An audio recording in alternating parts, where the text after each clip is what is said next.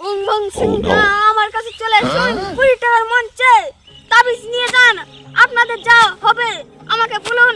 আর 20 টাকার মঞ্চে তাবিজ নিয়ে যান, ভালো ভালো তাবিজ আছে আমার কাছে, মাত্র 20 টাকা।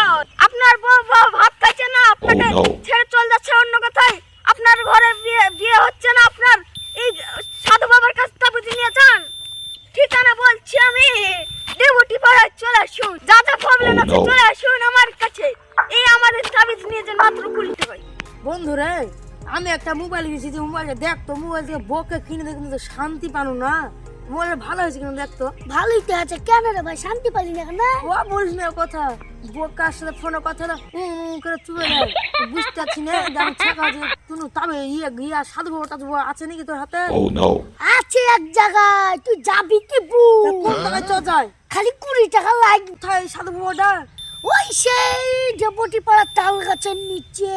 তাহলে ওই সেই লোকটা নাকি রে? হ্যাঁ, চল যাই, চল যাই, চল যাই। চল লে তোর মোবাইল। ওই আমার বউ, ওই আমার তাবিজ দিয়ে ছাকা দিল রে।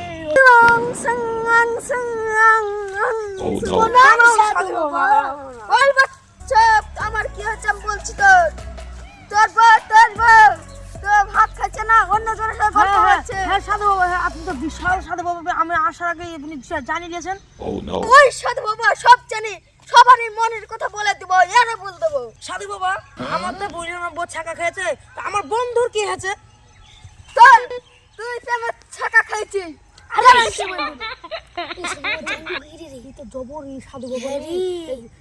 সাধু বাবা একটা তাবিজ দেন। 20 টাকা দাম। এই বাচ্চা, আমি আর তোকে তাবিজ দিতে পারবো, কিন্তু কারণ আছে। কি কারণ বলুন সাধু বাবা? আমি বলছি, ভোরতে উঠে গোসল করবি, হ্যাঁ দিয়ে পবিত্র হবি, এরপর তোর বর শুয়ে থাকবে, হ্যাঁ, তোর বর বালিশের তলে তাবিজ দিবি। কামটা থুই দিবি, দিয়ে তোর সমাধান পূরণ হবে। তাই সাধু বাবা, তাই তাবিজ। উঠ বস, তোর মনের বাসনা ঠিক করে দেবো। লেখ তাবিজ। ওই সাধু বাবা দুটো দেন তাবিজ।